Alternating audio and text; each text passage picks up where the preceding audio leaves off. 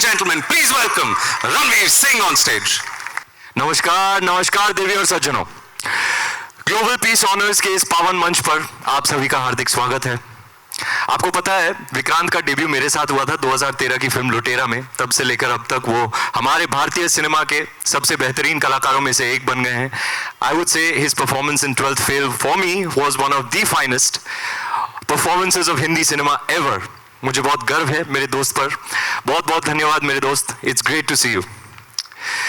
देखिए, हम फिल्म बनाने वाले लोग हैं, सच पूछो तो कहानीकार हैं हम। We are storytellers and our stories are based on extraordinary occurrences and extraordinary people. Now, when we portray these extraordinary people as larger than life characters on the big screen, we get a lot of acclaim and a lot of applause.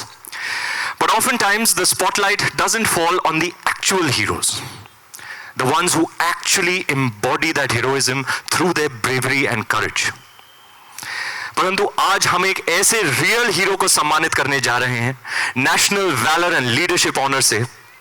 ये honour उन्हें दिया जाता है मुश्किल से मुश्किल परिस्थितियों में जो हिम्मत और ईमानदारी से अपनी ड्यूटी को पूरी जिम्मेदारी से निभाते हैं। आइए देखते हैं उनकी कहानी।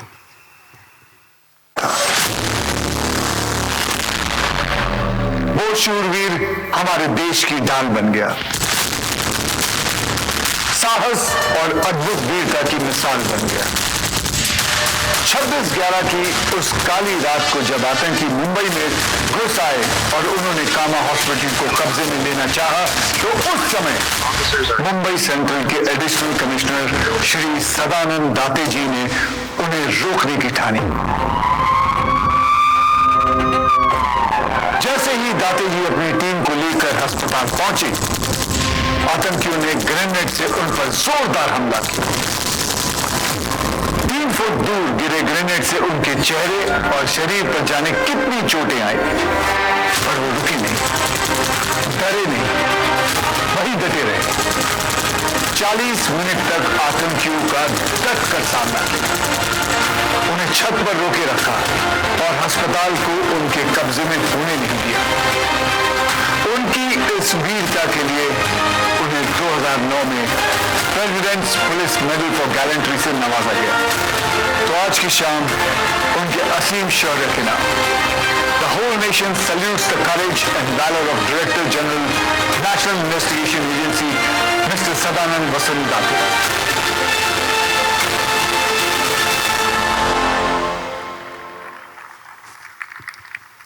जीवन के 35 साल इन्होंने देश को समर्पित कर दिए। 26/11 के बाद QRTs, ATCs ऐसे कई सिस्टम्स बनाने में अपना योगदान दिया। Crime branch, EOW, force 1, ATS, NIA, सारे ऑर्गेनाइजेशंस में अपनी जिम्मेदारी संपूर्ण निष्ठा से निभाई। पुणे में जन्म, कॉमर्स में masters, monitoring of economic offences में PhD और किताबों से प्यार। जोरदार तालियों के साथ स्टेज पर स्वागत कीजिए उन शूरवीर का जो है महाराष्ट्र की शान, डॉक्टर सदानंद दाते जी।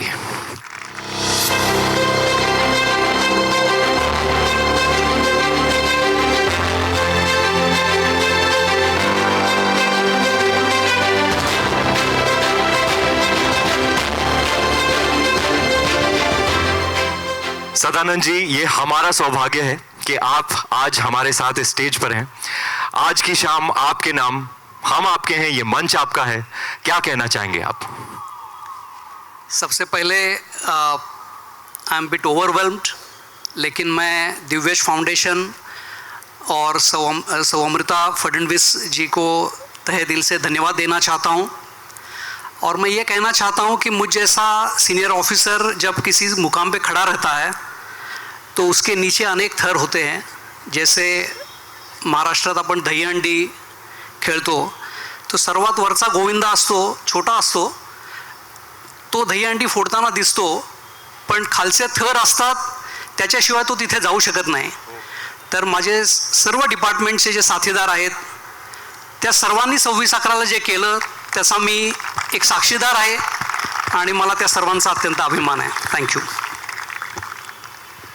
सदानंद जी, सबको पता है आपने कितनी बहादुरी से कामा हॉस्पिटल में अपनी ड्यूटी निभाई। हम सब ये जानना चाहते हैं कि 26/11 की रात को कब और कैसे खबर मिली अबाउट द अटैक, और उसके बाद आप कैसे लाइन ऑफ एक्शन तक पहुंचे?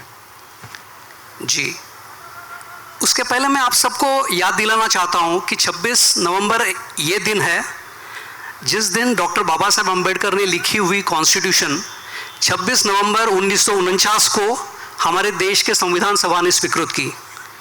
हम सब लोग जब 15 अगस्त 26 जनवरी के प्रोग्राम्स अटेंड करते हैं तो हम हर एक के दिल में आता है कि मैं देश के लिए कुछ करूं। और मैं कहूँगा कि मुंबई पुलिस दल के उन चुनिंदा अधिकारियों से मैं एक ऐसा भाग्यवान अधिकारी हूँ जिन्हें उस दिन अपने देश के लिए, अपने समाज के लिए कुछ करने का मौका मिला। 9:45 बजे के आसपास मेरे दादर डिवीज़न के ACP श्री मराठे ने मुझे फ़ोन किया और उन्होंने मुझे बताया कि सर साउथ मुंबई में अनेक जगह पे फायरिंग चल रही है। तो मैंने जाना कि ये काफ़ी सीरियस घटना है, टीवी पे भी टिकर आ रहे थे।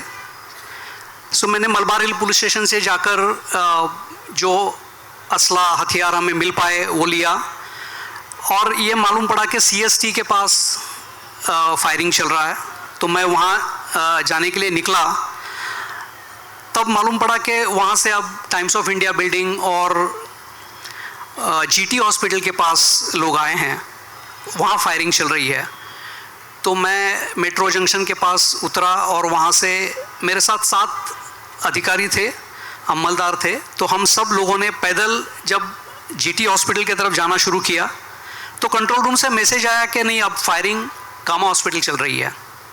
सो इस तरह हम कामा हॉस्पिटल जब पहुँचे तो ये मालूम हुआ कि जो बहुमंजिला इमारत है वहाँ पे टेररिस्ट, तब टेररिस्ट है मालूम नहीं था, वहाँ पे फायरिंग चल रही है।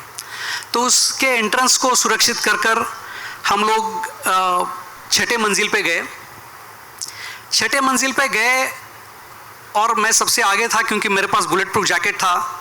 मैंने सारे लोगों को ब्रीफिंग किया, मैंने कहा कि हम अस्पताल में हैं और जब तक हमारे ऊपर फायरिंग नहीं होता हमें फायरिंग नहीं करना है। तो 6ठे मंजिल से टेरेस था साथ नेक्स्ट लेवल, तो वहाँ तक मैं गया और एकदम अंदर जाने से हमें ऐसा लगा कि हमें टटोलना चाहिए यहाँ पे क्या है। तो वहाँ पे कुछ पाइप्स, इलेक्ट्रिक पाइप्स हमें मिले। तो जैसे मैंने वो फेंके तो एक साहब के इंट्रोगेशन में आया, उन्हें ऐसा लगा कि उनके ऊपर हैंड ग्रेनेड फेंका गया। तो उन्होंने जवाबी में AK-47 का फायर हमारे ऊपर खोला और वो ऑटोमेटिक फायर आने के बाद हमें मालूम पड़ा कि ये सिर्फ गैंग वॉर नहीं हो सकता, ये थोड़ा सीरियस मामला है। तो हम लोगों ने 6ठे मंजिल पर लेकर गोली का आड़ लिया और कंट्रोल रूम को बताया। जब हम कंट्रोल रूम को बताया ही कि यहाँ पे ऑटोमेटिक फायर आया है, उतने में एक व्यक्ति नीचे आते हुए दिखा हमें, टेरेस से नीचे। तो टेरेस और 6ठे मंजिल के फ्लोर के लैंडिंग के ऊपर बीच वाला हमने उसे रोका। तो उसने इशारा किया कि पीछे उसके कुछ है। तो क्राउचिंग पोजीशन में अबू इस्माइल और कसाब इसको ढाल बनाकर आगे आना चाहते थे। तो मैंने उसके सर के ऊपर से एक वार्निंग राउंड फायर किया और उसे मेरे तरफ आने के लिए कहा। तो वो मेरे तरफ भाग के आया और ये दोनों ऊपर चले गए। जब इसको हम पूछताछ कर ही रहे थे तो मुझे अभी भी याद है, एक छोटा ग्रीन बॉल ऊपर से आया और लिफ्ट से रिकॉशिट होके हमारे बिल्कुल सामने फटा। मेरे आँख में ग्रेनेड शार्पनर्स गए, आज भी है। और वहाँ पे प्रकाश जी मोरे हताहत हुए, सभी लोग घायल हो गए।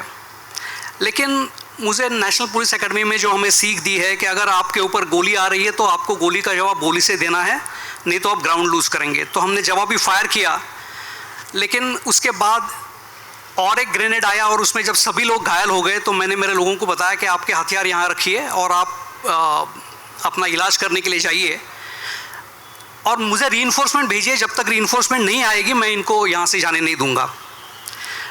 तो मैं और विजय खांडेकर दोनों लोग वहाँ पे थे। लगभग 40-50 मिनट फायरिंग चला और मैं जब आज पीछे मुड़कर देखता हूँ तो 26/11 से अगर मैं कुछ एक चीज़ सीखा हूँ तो वो ये है कि मेरी रिस्क टेकिंग कैपेसिटी काफ़ी इम्प्रूव हो गई है।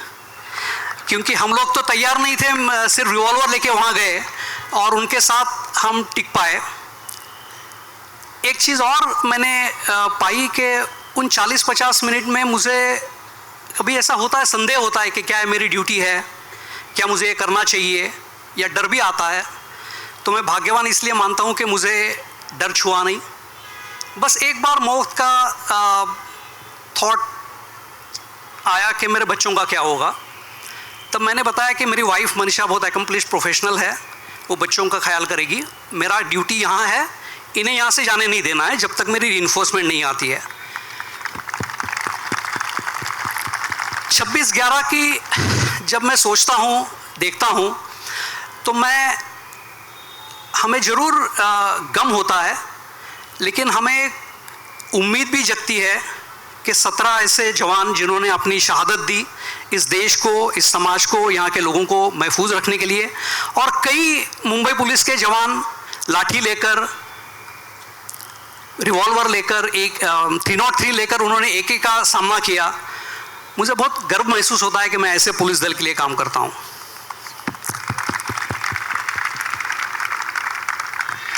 सर, 26/11 की न्यूज़ में आप कभी फोरफ्रंट में नहीं आए, कभी खुद को हीरो कह के नहीं प्रोजेक्ट किया, लेकिन आपने एक बुक लिखी अबाउट पीपल इन यूनिफॉर्म और उनको कितनी इमोशनल सिचुएशन से गुजरना पड़ता है। उन हीरोज इन यूनिफॉर्म के लिए आप आज क्या कहेंगे?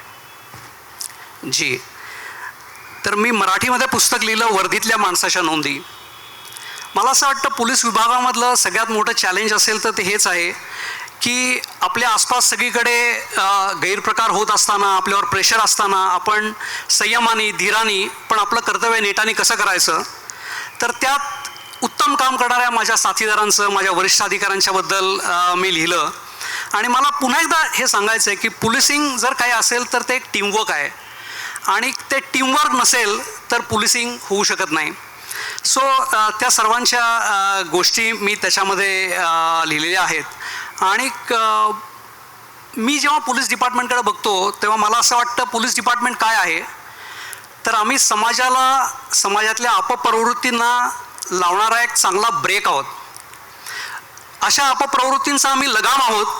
आणि आमचा देश आणि आमचा समाज ही जर एक गाड़ी मान ली अपन, तो कोई भी गाड़ी उतनी फास्ट जा सकती है जितना अच्छा उसका ब्रेक हो. तो मैं ये बताना चाहता हूँ कि कभी ऐसा लगता है पुलिस वालों को कि हम बहुत निगेटिव काम करते हैं, किसी को पकड़ते हैं, किसी को अंदर डालते हैं, लेकिन अगर हम ऐसा नहीं करेंगे तो शायद हमारा देश महफूज नहीं रहेगा, वो समृद्ध नहीं होगा. तो मैं समझता हूँ कि ये कठिन काम है, लेकिन हमें काफ़ी हिम्मत है और काफ़ी हार्डवर्क करते हैं पुलिस वाले. और मैं बहुत गर्व महसूस करता हूँ कि मैं मुंबई पुलिस में काम किया हूँ, महाराष्ट्र पुलिस में काम किया हूँ, NIA में काम कर रहा हूँ. Thank you. Ladies and gentlemen, wisdom and experience from Shri Sadanand Date ji. Thank you sir for sharing your thoughts. आपके इसी हार्ड वर्क और डेडिकेशन के लिए हम आपको national valour and leadership honour से सम्मानित करना चाहेंगे. मैं स्टेज पर बुलाना चाहूंगा हमारे honourable chief minister Shri Devendra Fadnavis ji, honourable deputy chief minister Shri Eknath Shinde जी.